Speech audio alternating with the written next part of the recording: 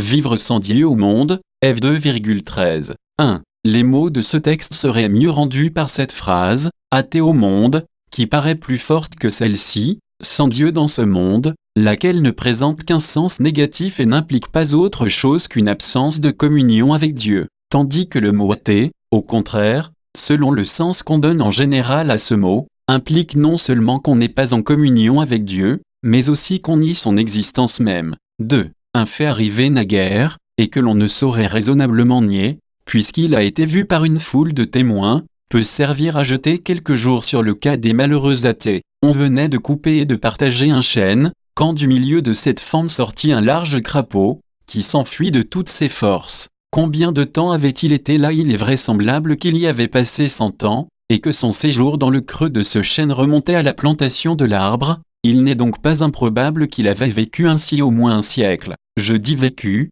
mais quelle vie qui voudrait l'envier? Arrêtons-nous quelques instants sur ce fait si extraordinaire, pour en retirer quelques leçons. 3. Ce pauvre animal avait les organes des sens, sans éprouver de sensation. Il avait des yeux, mais la lumière ne pénétrait jamais dans son noir séjour. Depuis le moment où il avait été enfermé dans ce creux, il se trouvait entouré des plus épaisses ténèbres, et privé de voir le soleil, la lune, les étoiles, le monde visible, tout autant que s'il n'existait pas. 4. Comme l'air ne pouvait pénétrer dans son triste séjour, il ne pouvait pas ouïr, ses organes ne pouvaient pas lui servir à cet égard, puisqu'aucune vibration d'air ne pouvait lui parvenir. Il n'y a point de motif pour croire qu'il avait des sens analogues à ceux du goût et de l'odorat. Le premier de ces sens aurait été inutile à un animal qui n'avait pas besoin de nourriture. On ne voit pas davantage comment les objets qui réveillent le goût ou l'odorat pouvaient parvenir jusqu'à lui. S'il connaissait même le sens universel du tact,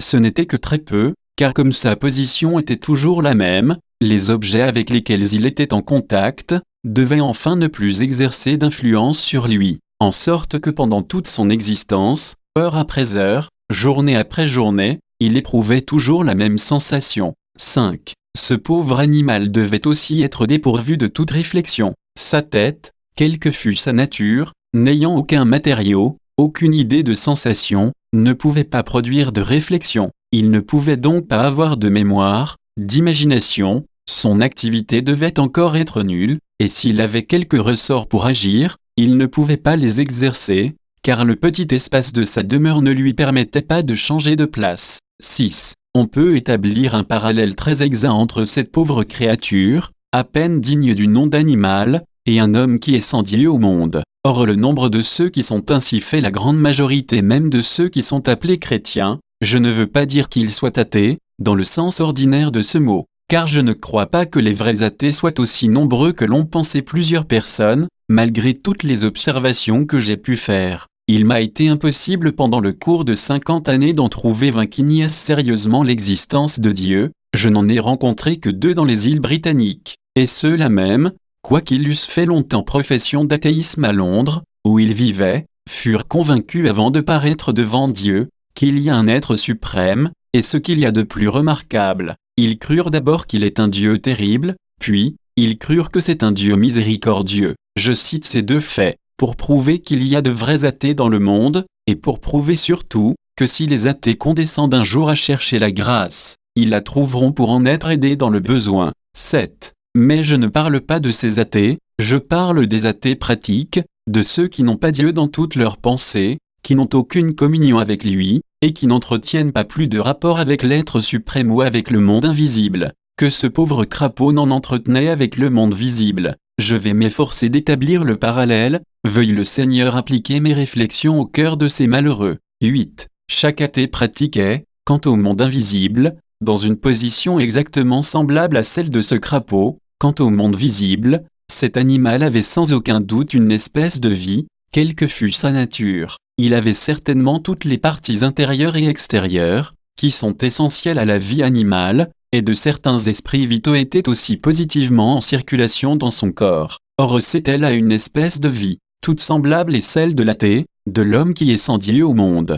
Quel voile épais existe entre lui et le monde invisible. Quant à lui, ce monde est comme s'il n'existait pas, il n'en a pas la plus petite idée, il n'a pas la plus petite connaissance de Dieu, il ne désire même pas le connaître, quoique tout répète la grandeur de Dieu. cependant il ne reçoit aucun de ces accents, il ne goûte pas le moins du monde la bonté de Dieu, il ne sent pas, comme le dit notre Église, les opérations intérieures de l'Esprit Saint, en un mot, il n'a pas plus communion avec le monde spirituel, que le crapaud, dans sa sombre retraite, n'avait communion avec le monde visible. 9. Mais quand l'Esprit du Tout-Puissant frappe le cœur de cet homme, auparavant sans Dieu dans le monde, il amollit ce cœur, et rend toutes choses nouvelles. Le soleil de justice brille sur son âme, et lui révèle la lumière de la gloire de Dieu dans la personne de Jésus-Christ. Il est dans un nouveau monde, tout lui paraît changé. Il voit, tout autant que ses yeux ouverts depuis peu le peuvent, les saintes et magnifiques réalités du ciel.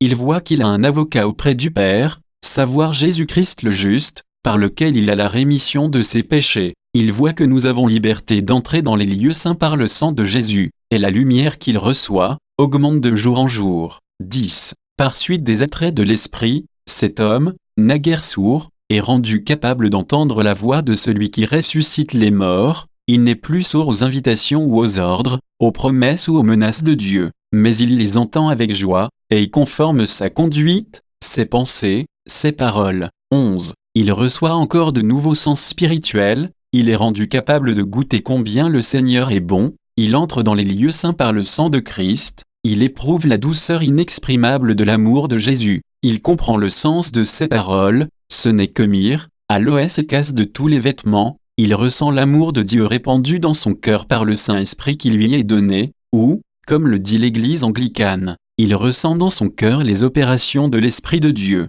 Toutefois on peut observer que le sens de toutes ces expressions figurées est renfermé dans un seul mot, la foi, pris dans toute son étendue, car celui qui croit au Fils de Dieu, jouit plus ou moins de tous ses privilèges. Ce changement, ce passage de la mort spirituelle à la vie spirituelle, est à proprement parler la nouvelle naissance, dont tous les détails sont très bien exprimés par le Dr Watts dans les lignes suivantes. Réforme ma vue, ouvre mes oreilles, rends mon âme nouvelle, donne-moi de nouvelles affections, de nouveaux désirs, de nouvelles joies, et change en cœur affectueux mon cœur de pierre. 12. Mais avant que ce changement soit opéré, l'homme naturel peut subir plusieurs changements partiels, qu'il prend souvent pour la nouvelle naissance, et au moyen desquels, il dit « paix, paix » à son âme, quand il n'y a point de paix pour elle. Et ces changements partiels s'étendent quelquefois non seulement à la réforme de quelques penchants ou de quelques passions chéries, mais aussi à la réforme des sentiments, et peuvent être accompagnés de convictions de péché, de désirs ardents, et de bonnes résolutions. D'un côté nous devons prendre bien garde, dans ces cas, de mépriser le jour des petites choses, et de l'autre côté, de prendre ces changements partiels pour une vraie conversion, pour la nouvelle naissance, pour cette transformation d'un cœur mondain, terrestre, en un cœur animé de l'Esprit de Christ. 13. Restez donc bien persuadés, que quoique vous soyez changés à plusieurs égards, rien ne vous profitera selon les institutions chrétiennes, si ce n'est tout l'Esprit qui était en Christ, vous faisant marcher comme Christ a marché. Rien n'est plus certain que cette parole, si quelqu'un est en Christ, un vrai croyant en lui, il est une nouvelle créature, les choses vieilles sont passées pour lui, toutes choses sont faites nouvelles. 14. Nous pouvons apprendre facilement de ces observations l'immense différence qu'il y a entre le christianisme et la moralité. S'il y a quelque chose de certain, c'est que le vrai christianisme ne peut exister sans l'amour et la pratique de la justice, de la miséricorde et de la vérité, ce qui seul constitue la vraie moralité, mais il est aussi certain que toute la moralité, toute la justice, toute la vérité, qui est possible sans christianisme, ne profite de rien, n'est d'aucune utilité. Devant Dieu, à ceux qui vivent sous la dispensation chrétienne, je fais observer que c'est avec intention que j'ajoute cette dernière partie de la phrase, car la Bible ne m'autorise pas à juger ceux qui sont du dehors, et je ne pense pas qu'un homme vivant ait le droit de damner tous les Mahométans et tous les païens, il vaut mieux les laisser entre les mains de celui qui les a créés, qui est le Père de tous les esprits, le Dieu des païens aussi bien que des chrétiens, et qui ne hait aucune de ses œuvres, mais cela ne concerne en rien ceux qui invoquent le nom de Christ. Ceux-ci, étant placés sous la loi chrétienne, seront jugés sans aucun doute par cette loi, et, par conséquent, à moins qu'ils ne soient changés, à moins qu'ils n'aient de nouveaux sens, de nouvelles vues, un nouveau caractère, ils ne sont pas chrétiens. Tout juste, véridiques ou miséricordieux qu'ils soient, ils ne sont cependant qu'athées. 15. Quelques personnes à bonnes intentions vont peut-être plus loin, et affirment que l'homme, quel que soit le changement opéré dans sa vie ou dans son cœur, ne retire aucun bénéfice de la mort de Christ, s'il n'a pas des vues claires des doctrines fondamentales de l'Évangile, la chute de l'homme, la justification par la foi, l'expiation faite par Christ, et l'imputation de la justice. Je n'ose pas dire cela, je ne le crois même pas. Je crois que le Dieu de miséricorde regarde plus à la vie et aux dispositions des hommes, qu'à leurs idées. Je crois qu'il préfère la bonté du cœur à la clarté de l'intelligence, et, si le cœur d'un homme est rempli, par la grâce de Dieu et par l'énergie de l'Esprit Saint, d'un amour vrai pour Dieu et pour l'homme, je crois que Dieu ne jettera pas cet homme dans le feu qui est réservé au diable et à ses anges, parce que ses vues ne sont pas claires, ou parce que ses conceptions sont confuses. Sans la sainteté, je le reconnais, nul ne verra le Seigneur, mais je n'ose pas dire, sans des idées claires, nul ne verra le Seigneur. 16. Mais pour revenir au texte, permettez-moi, vous tous qui êtes encore sans Dieu au monde, de vous presser de considérer que, malgré toute votre humanité, votre bienveillance et vos vertus, vous êtes encore dans les ténèbres. Chers amis, vous ne voyez pas Dieu, vous ne voyez pas le soleil de justice, vous n'avez aucune communion ni avec le Père, ni avec le Fils, vous ne connaissez pas la voix de votre pasteur, vous n'avez pas reçu le Saint-Esprit, vous n'avez point de sens spirituel, vous conservez vos passions, vos joies, vos craintes, vos idées naturelles, vous n'êtes point des créatures nouvelles. Oh, criez à Dieu pour qu'il déchire le voile qui est sur votre cœur, et qui fait que vous êtes dans une profonde obscurité même au milieu de la vive lumière répandue par l'Évangile. Puissiez, vous aujourd'hui entendre la voix de celui qui parle comme personne n'a jamais parlé, en disant, lève-toi, sois illuminé,